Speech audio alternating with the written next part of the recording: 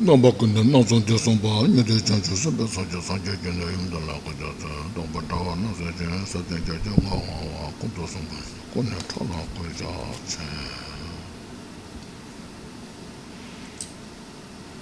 on de chu chu dong ge de no de so lo mo ge ro ba ko so do da me chu je cha mi ba so tam je de je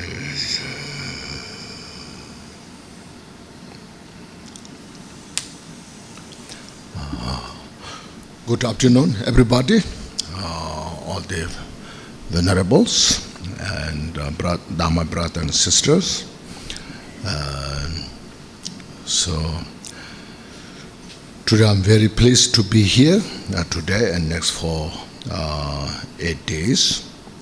We are now, as I was asked to touch on the subject of the Jewel Ornament of Liberation. A very comprehensive of the Buddha's teaching, especially according to the Sutra system. As we all know, the Buddha's teaching is not so much about the matters, material things. They come and go. But it is so much focused on the mind, see. So everybody have the mind. Because of this, we all desire for peace and happiness, and we all desire to free from suffering. That's our focus. In any level, no? In the samsaric level, in the religious level, as well as so the world where we're living now, say the politics, the business, the science, the technologies, everything is, so we should say, brought about and invented or discovered or revealed. Our whole focus is to make life easier, more happiness, more peace, and to free from suffering. That's the Buddhist or non-Buddhist, believer or non-believer, human beings and non-human beings. That is day-to-day life, this life, next life, all our focus is on this. So this all relation to peace, happiness, suffering is communicating through the mind. No? And everybody have the mind. We know I'm thinking something. I feel something. I want to do something. So that mind is very abstract subject. We cannot see it. There's no color to see it. There's no shape. We cannot touch. Yet, it's the mind makes our life suffering or happiness. So mind is very profound, abstract subject. Even though we individually have our own mind, I'm thinking something, we're all individually thinking our own way, but we don't know where my mind is. Outside the body, or inside the body, or in between, where? It's a very complex subject. It's not a matter, it's a consciousness. It's the mind. So that very complicated subject, that Buddha who fully revealed directly without any hidden.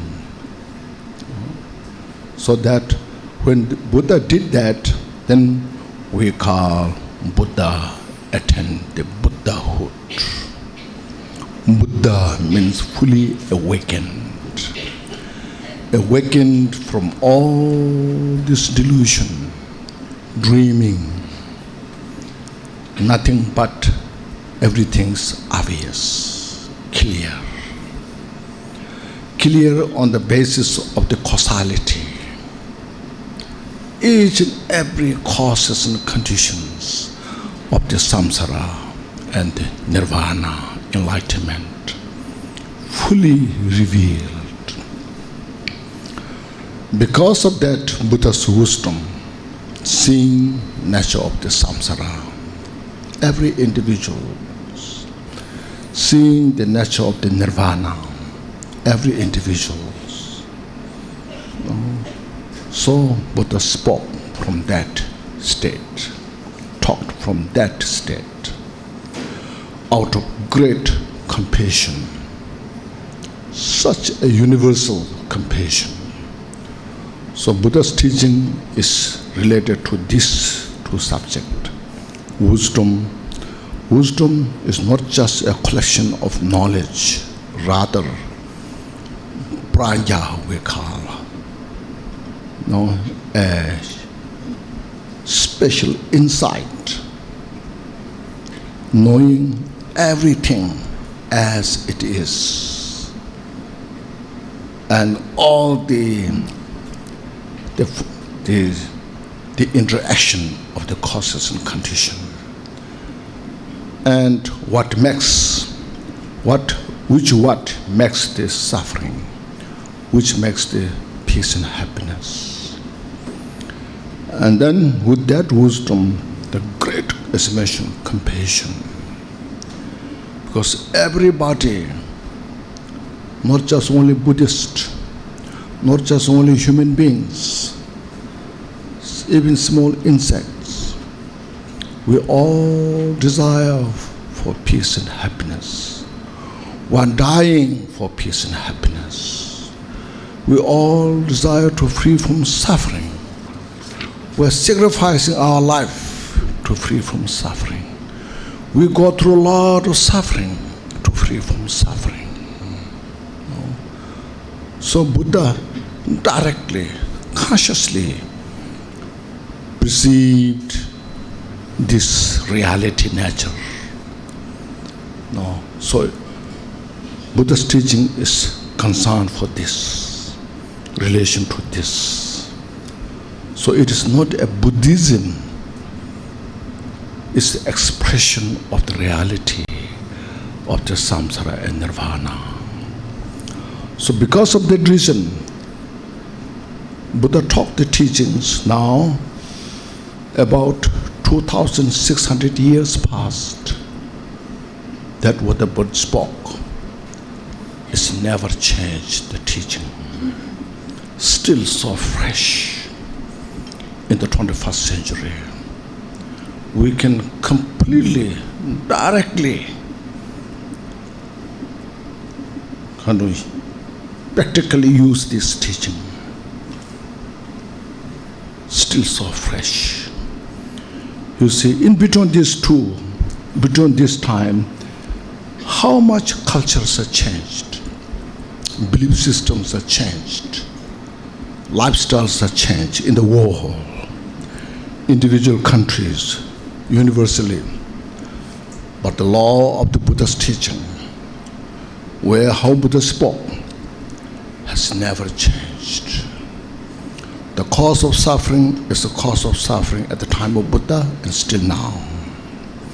The cause of peace and happiness and cause of joy is at the time of Buddha, what Buddha spoke, still is so fresh. So you can see that how Buddha is or was. From there we can appreciate. We have no any mistaken taking refuge in the Buddha, Dharma, Sangha. Even though all the time the wisdom, the education is appreciated always, but especially in this 21st century, the emphasis on the education is so much due to science and technologies. So much emphasis there, everywhere, all over the world, opening different schools, colleges, university. A lot of the teaching systems, syllables. Now the emphasis that how to develop the country, how the country to make stronger, depends on so much the education. So because of this,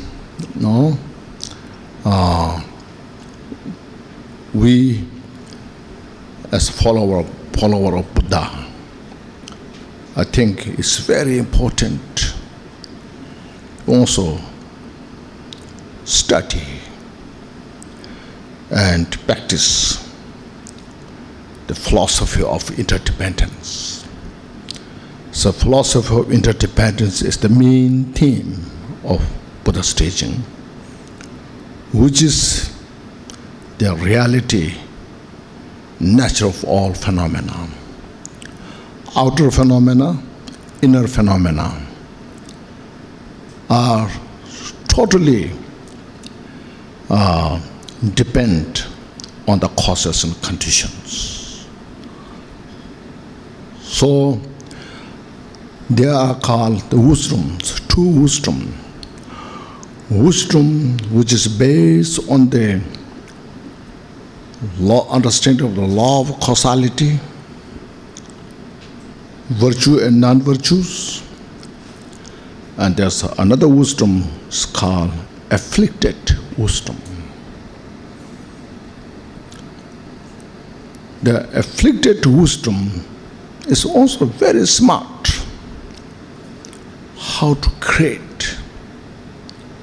non-virtue, create lot of different sources of suffering. For example, like making all the weapons, lot of corruptions in the individual's life, in the society. They learn how to do these things. It's called afflicted wisdom, information. There's another wisdom, knowing the cause of suffering, knowing the cause of peace and happiness, based on the moral ethics. So, as far as concern of the Buddha's teaching, is the wisdom related to the moral ethics, the morality is the center beam of the Buddha's teaching, interdependent of that. So you see, since we all desire for peace and happiness, we have to create the cause for that. by making lot of corruptions, mistake, expecting something good is wrong. It will not happen because it is interdependent. No. If we take the medicine will work. If we take the poison will work. The poison cannot become a medicine. No matter how much we expect, how much we hope, poison is a poison. So, cause of samsara is cause of samsara. It cannot become a cause for the nirvana. The cause of nirvana is cause for the nirvana. No, so this, decisive, incisive, the wisdom that what the Buddha taught is the total focus of the Buddha's teaching is to how to bring peace in our own mind, for the family, for the country, for whole society, universe. So we need Buddha's teaching, not as a religion, but how to do things right for the needs of the individual, for the needs of whole society. No. It is connection with the mind.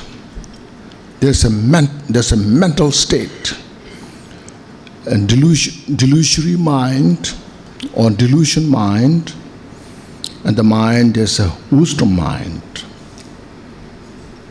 Mind of the whole called wholesome thoughts, wholesome deeds. So that's why we take refuge in the Buddha and we follow the path.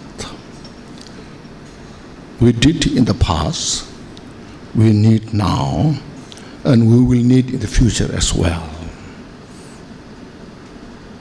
That's why we got this opportunity through our many virtuous deeds. We are so fortunate we got this opportunity, and we need to develop this, increase this. No? Our central focus, the full objective of the study, practice, the Dharma teaching is how to free from samsara, to attain to Buddhahood. That we need to pay attention to this. Not just for today, not just for this life, but how to free from samsara. That we need to start from today. So we will not waste our opportunity. The excellent opportunity that what we have now. Recognize, appreciate that, and utilize in the maximum way. There is called 4 fearlessnesses in the Buddha's excellent qualities. When Buddha attained Buddhahood, achieved the full enlightenment, so Buddha said, I purified all the obscurations, gross and subtle. So when he said that, there is no one in the world, powerful beings came and said, you have no you have not purified fully. So Buddha has no any fear to say this, because Buddha purified all obscurations, mental delusions. When Buddha said, I fully realized everything, revealed all the knowledges that to be achieved, there's no one in the world could come say you have not achieved that, because Buddha has no fear to say that. Then when Buddha explained to his Dharma practitioners, disciples, for example, this, like mental delusion, like anger. When Buddha says the anger is the cause of suffering, nobody can come say anger will not cause suffering. So Buddha has no fear to say this, because it is reality. When Buddha says, if you practice bodhicitta, that will cause you to attain Buddhahood. Nobody will come, or nobody can come say, bodhicitta practice will not lead you enlightenment, Buddhahood. So like this you see, these are just few examples. No, the Buddha's teaching is not something Buddha created, rather spoke on the reality nature of the interdependence. How things are abide within the framework of causality, and how things are function within the framework of emptiness. So emptiness is not Buddhist belief, but emptiness nature is the nature of the whole phenomena. For example, when Buddha says everything's illusion, there's nobody can come prove this is not illusion, because all are manifestation, manifest from causes and condition and dissolves. Nothing lasts long. So that's what's called illusion. So these Buddha's teachings are still, as I mentioned, so fresh. So if we reflect on what Buddha said and follow the path, nothing will go wrong. We are in the right track, right direction, if we follow as Buddha said. So Buddha was attained Buddhahood when he was 35, and then he passed away when he was in 80.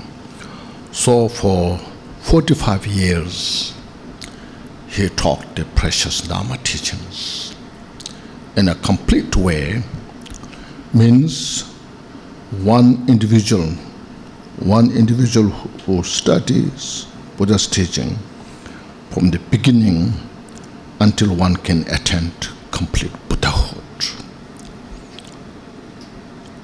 So all the different stages described step by step.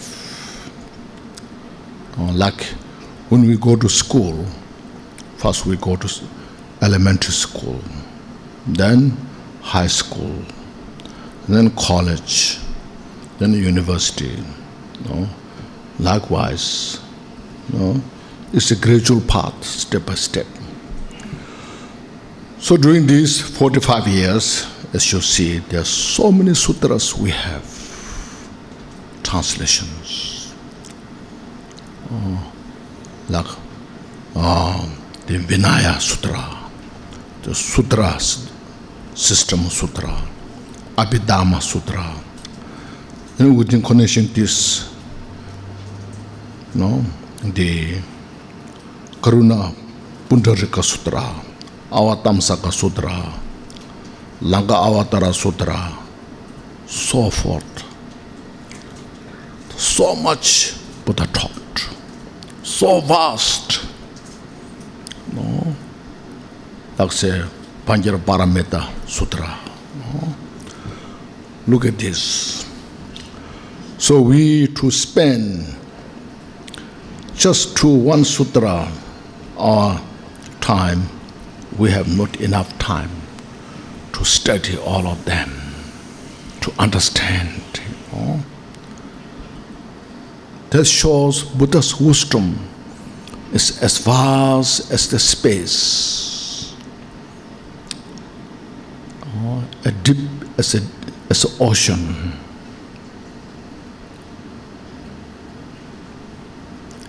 So that's what's called Buddha knows everything.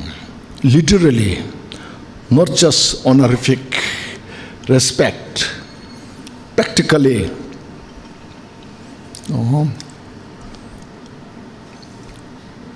So then, because of this all teaching so vast, then great teachers like in India, Nagarjuna, Asanga, so forth, those great masters, they brought teachings more in the concise, commentaries different, without mistake, put together. It's called commentaries. Buddha's sutra, Buddha's teachings called sutra, and then commentaries by these great masters.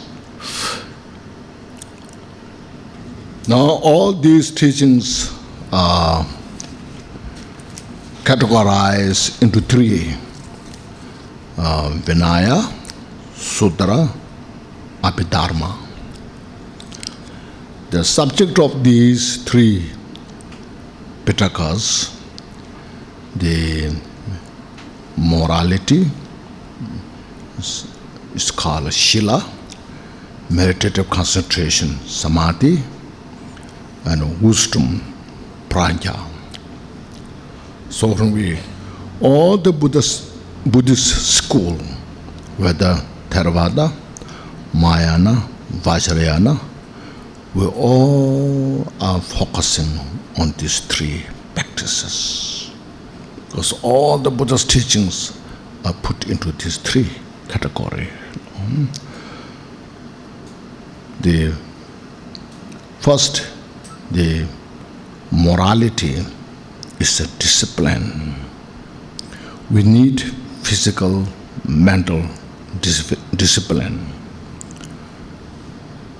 to avoid all the cause of the suffering, which is called non-virtue, and maintain all the virtue which are cause for peace and happiness. On the basis on this discipline, then there comes the samadhi, meditative equipoise. So when we have this quality, discipline, meditative equipoise, samadhi, then there's a great chance for the special insight, which is called prajna. This is all designed to free from samsara. All Buddhist school, we are doing this to free from samsara. So that's why Buddha also put teachings very in a simple way. Avoid all the unwholesome deeds and engage to all the wholesome deeds. Thoroughly tame the mind. Means, see, basically focus is to free ourselves from all the confusions, the cause of suffering, which we don't desire for. It's not a Buddhist religion, but it is a unique technique which requires that we need to free from suffering. These are the principles. If we follow according to this instruction, we are much better off to have physically, mentally, peace and happiness. See? It's very clear nowadays in the world, when we discard these principles, the suffering is there. Huh? So as I mentioned, Buddha's teaching is not just as a belief, but it's something it's related to wisdom which connects with the causality. So as Buddha taught, it is so vast. So these great teachers who followed the Buddha's step, and they fully realized, and out of wisdom and compassion, and they brought these teachings more into organized. I got such a precious opportunity to receive this teaching from a great master, Khunu Lama Rinpoche. He was a well-known great Bodhisattva, as well as a scholar in all aspects of knowledge, especially all the three Pitakas of the Buddha's teaching. And because of his blessings, then I got this excellent opportunity to translate this book into English. In reality, my English is not that good. No, I don't have such kind of English knowledge, speaking, writings.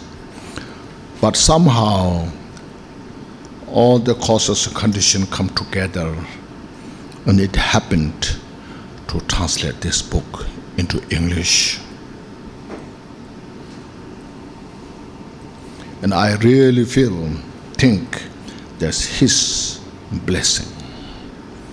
And of course, blessing of the lineage as well. So far, until now, there are 3 translations of this book in English, so including this one. So many people found this translation is little more precise and easier to understand. Now, if I say a few words about the writer of this book, the writer of the book is called Gampopa, generally known that Gampopa, or the physician from Takpo. So he has many different names. His monk's name is Sonam Rinchen. Here you just look at the page 301. Here said the Jewel Ornament of Liberation, the wish-fulfilling gem of the noble teachings, an explanation of the stages of the path of the Mayana vehicle, means Lamrim, was composed by physician Sonam Rinchen at the request of Bante Dharmakyap. Just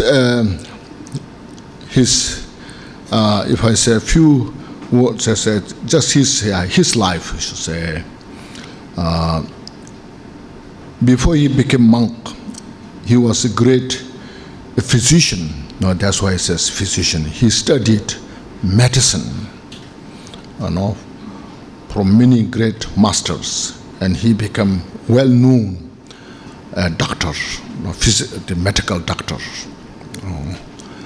And then, after with the same time, he also studied Buddhist philosophy. Then in his 20s, then he became a monk in the Kadamba tradition. 20. In his 20s. In that Kadamba school, then he got great opportunity to study the Nagarjuna lineage, mathematical system, and the Asanga lineage, Yogacharya as well, the Buddha Maitreya's teachings that brought to Tibet by Atisha. He got excellent opportunity to study all those schools tradition of the Buddha's teaching. Because of his scholarship, understanding of this, all the Buddha's philosophy, the teachings, as well also his meditation, his training himself into this meditation. So because of these reasons, he became a great master in the Kadamba school. He earned great reverence by many masters in that school. Everybody has high expectation, respect. During those times, when he was in the 30s, then he heard the name of Milarepa, who resides in the western part of Tibet. And then after hearing Milarepa's realization in the meditation practices, and his whole attention was taken by that. So he made a full decision to meet Milarepa, and he made a journey by himself, alone, and after a long journey, then he met Milarepa. This is, 11th century, it's in the 11th century. So after meeting Milarepa, Milarepa accepted him as the disciple and received all the Vajrayana teachings, which brought by Marpa, the great translator. And he received all the Mahamudra teachings and Vajrayana teachings, including the 6 yogas of Naropa. And he studied these thoroughly during the daytime and then meditated at night. So day and night he was studying and practicing, during which he received all the lineage fully from Milarepa. And because of his such great exertion or making every effort and contemplation, meditation, so he got a lot of different inner experience, and during those experiences he got such a great purification, purifying his mental delusions step by step, So because of this, he directly got a vision of the Buddha Shakyamuni. And then after that also he got the vision of the Sambhogakaya Buddha. So Buddha Shakyamuni was Nirmanakaya and Sambhogakaya. So after having those great experience, then Milarepa said, you now received a complete teachings, the transmissions from me. Now you also got such great experiences. So now he said, soon you will experience Dharmakaya, Buddha Vajradhara. So now you no longer need here stay with me. Go back to the central Tibet and continue your meditation until you experience the Dharmakaya. After then experience Dharmakaya, then you can benefit sentient beings, give teachings. So this way he now holds all the Buddha's teaching, the view, Mahamudra view from Milarepa, or some Mahamudra meditation practice, and the Madhyamika view, philosophy teachings from Nagarjuna, and bodhicitta, special bodhicitta practices, contact, those teachings from Asanka.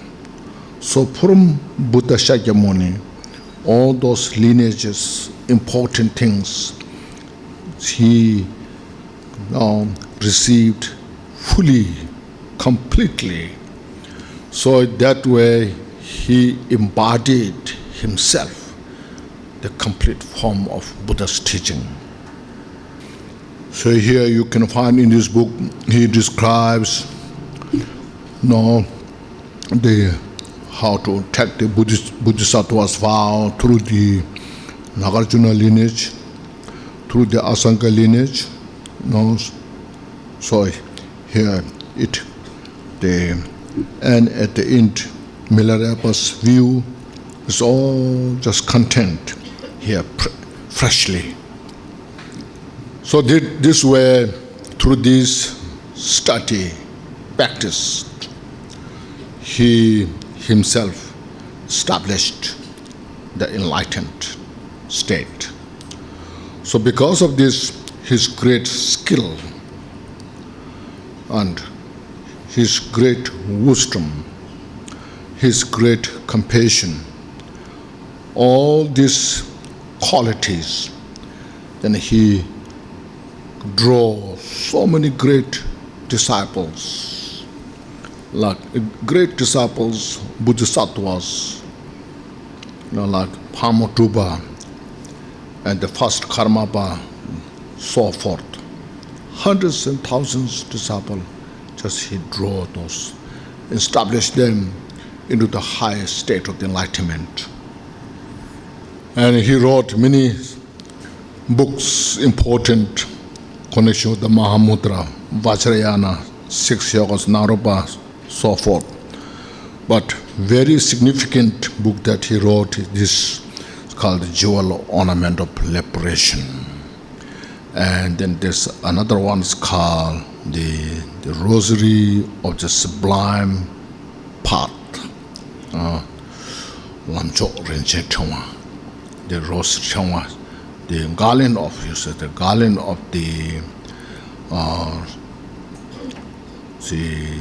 Sublime Dharma.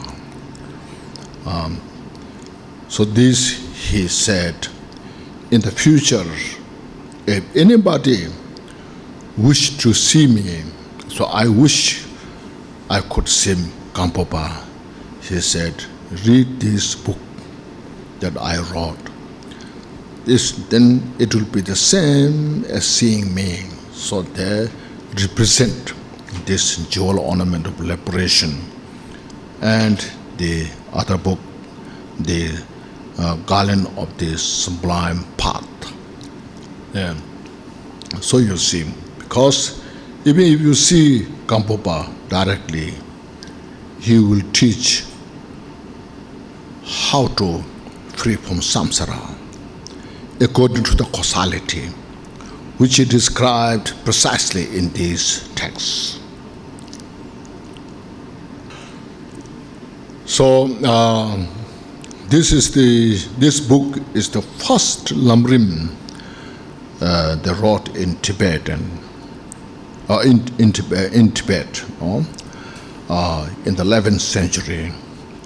You look at this, when you read this book, how many quotations are there from the sutras and from Nagarjunas, from Shantideva, so forth.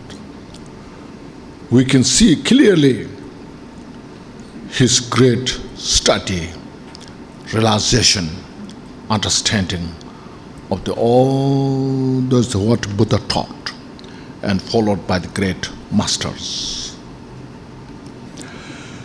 Not only this in this life as Gampopa, but he was born at the time of Buddha, our Buddha Shakyamuni.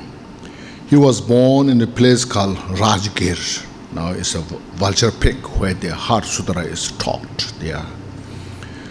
In the name of Bodhisattva called Chantra Pravava Kumara.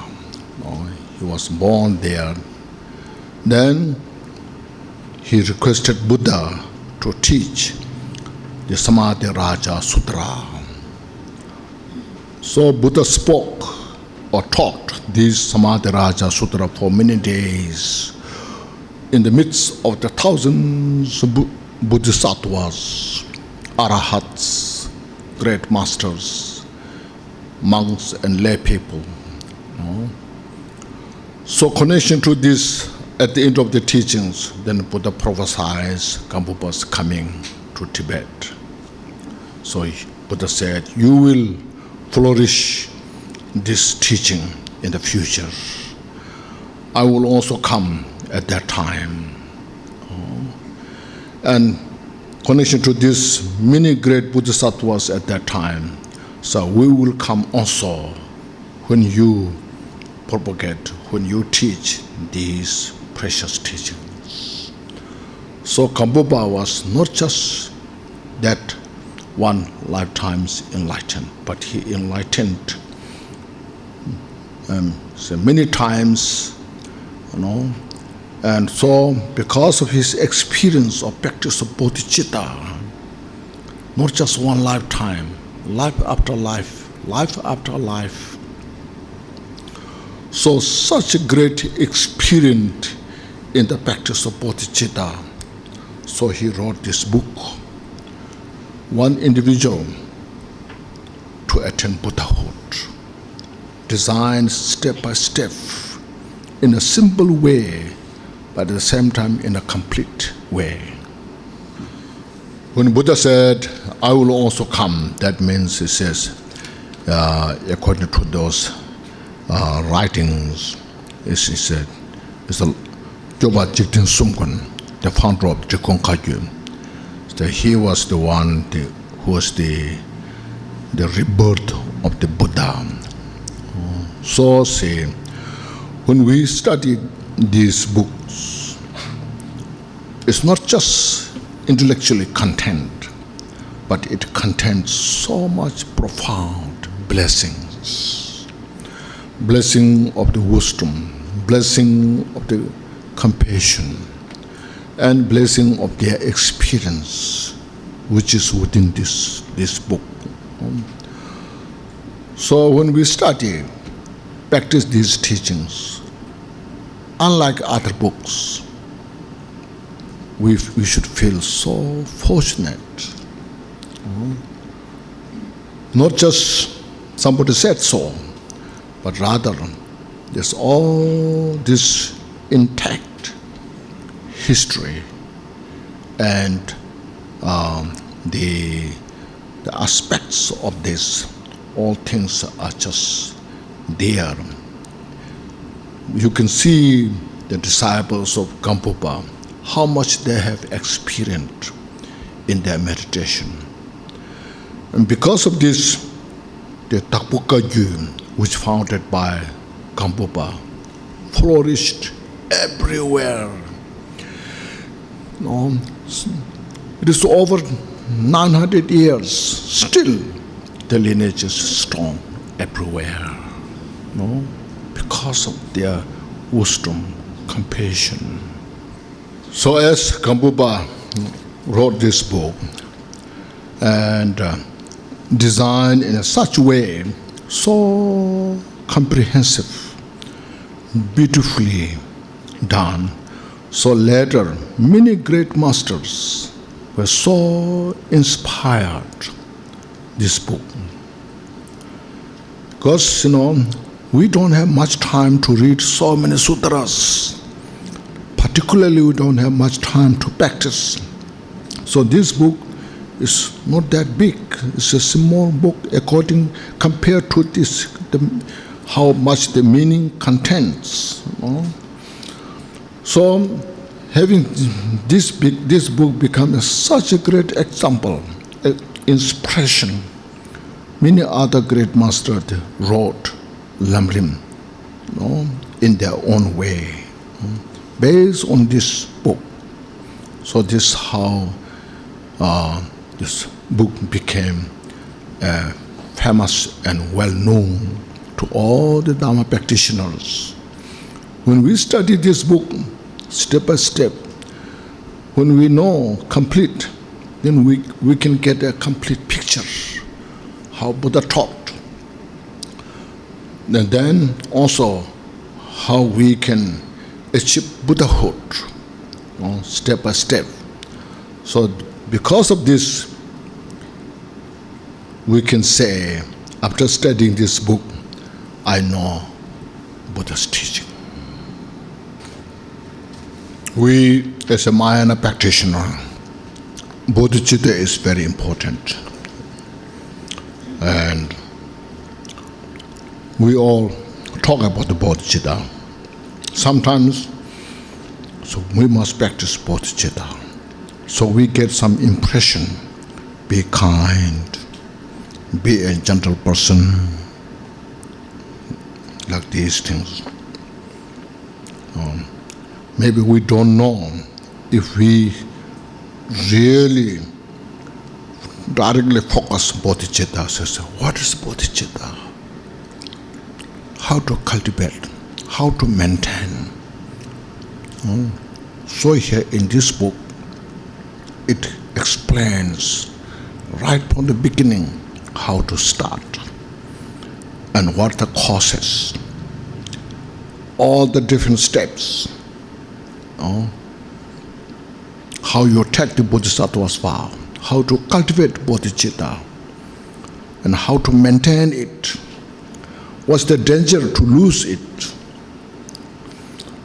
How to protect it from not losing, and then build step by step and get the full nature of the bodhicitta, so which is described here so vividly, precisely. So I think this makes this book very special. So through this process, then we get complete opportunity to purify all the obscurations of the mental afflictions, the obscurations of the obscurations to purify all the subtle, and then finally attain Buddhahood.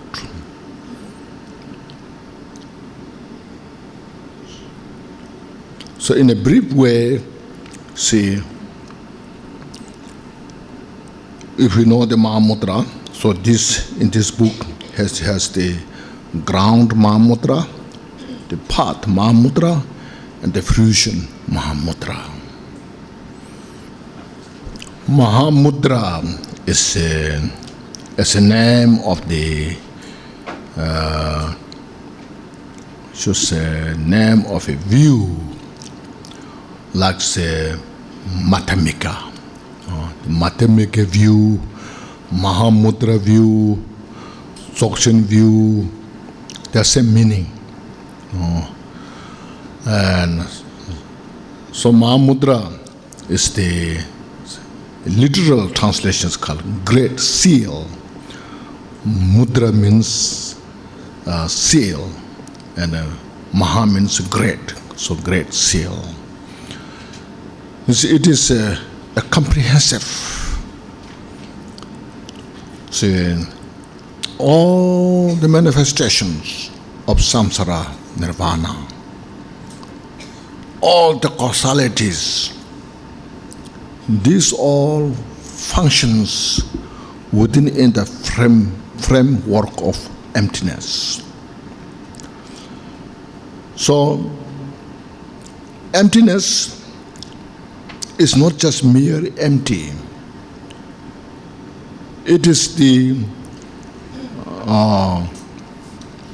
nature of all phenomena.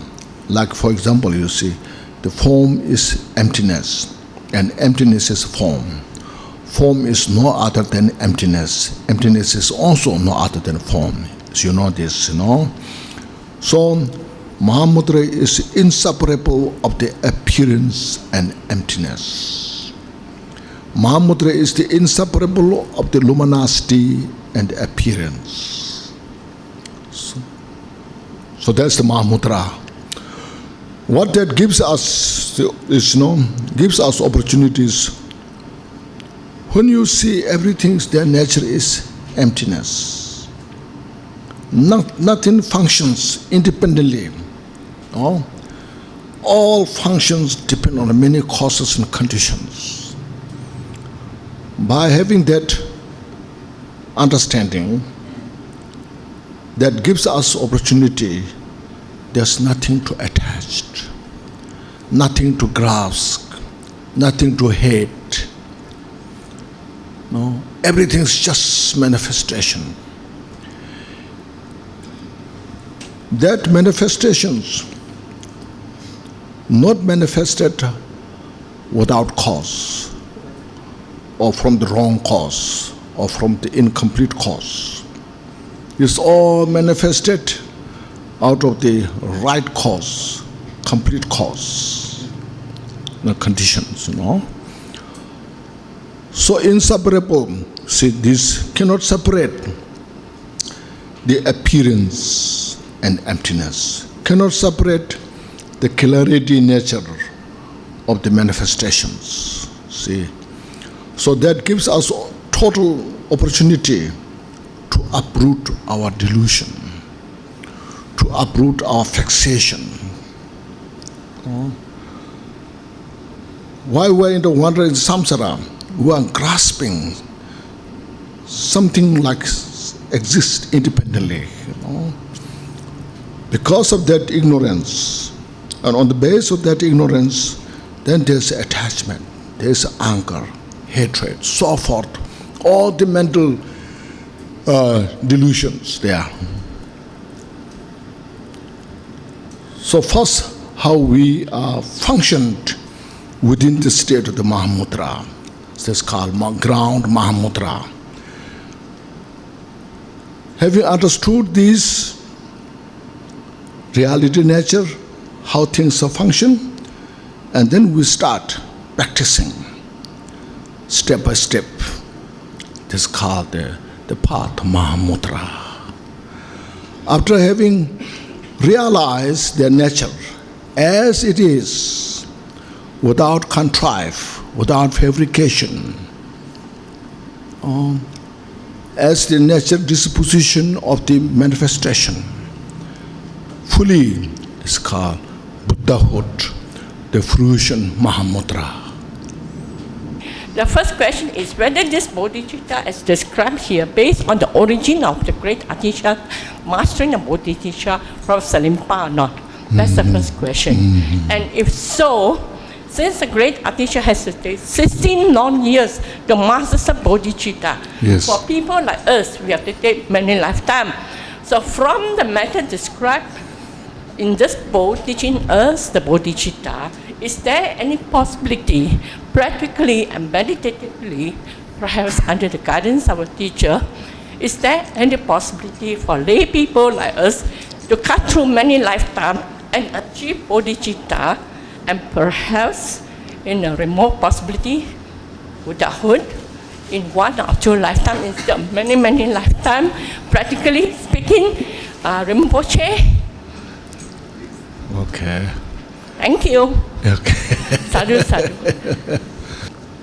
Yes, so much so that when we read this book, 2 systems of the bodhicitta lineage, of course, origin from Buddha. So there's a Buddhist teachings, quotations there. In the lineage from Buddha, Manjushri, Nagarjuna, Shantideva lineage, that's one. Then from Buddha, after Buddha, Maitreya, Asanga, and Lama Selingpa, through which Atisha received. So this lineage here is fully intact. So through these 2 systems, she described very precisely how to cultivate first aspiration bodhicitta and what means the action bodhicitta. Both are very clearly described here. Now, as I mentioned, ground Mahamantra, which is Buddha nature, which every sentient beings are endowed the Buddha nature. So that Buddha nature is ultimate bodhicitta. So regardless, monks, nuns, lay people, anybody who has interest, devotion, we all have the possibilities and opportunity to cultivate bodhicitta. First to take the, which we can say, Bodhisattva's vow.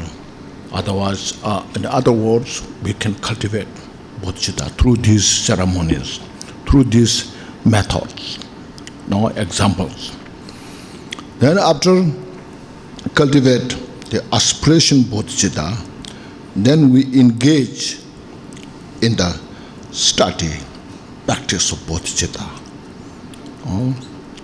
And we have every opportunity to achieve the action bodhicitta, the engagement bodhicitta. Because engagement means you put action or you engage in the virtuous practice. So through that, of course, it is so much depends on the individual.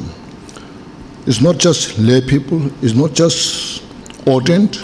Anybody who has interest, who has courage, who has determination, will precisely can cultivate bodhicitta and achieve. And through that, there's, of course, when there's a cause, the result is there. So Buddhahood. So we cannot say, I'm a lay person, I cannot attain Buddhahood. No, lay people can achieve Buddhahood. Ordained can achieve Buddhahood. So that means we don't have to take 16 lifetimes. No. 16 long years. 16 years, 16 lifetimes. This is all relative. Or 3 countless eons is relative. Enlightenment can achieve in any time, but again, we have to depend on many causes and conditions. See, As long as there's causes and conditions, the result is there. Make sense?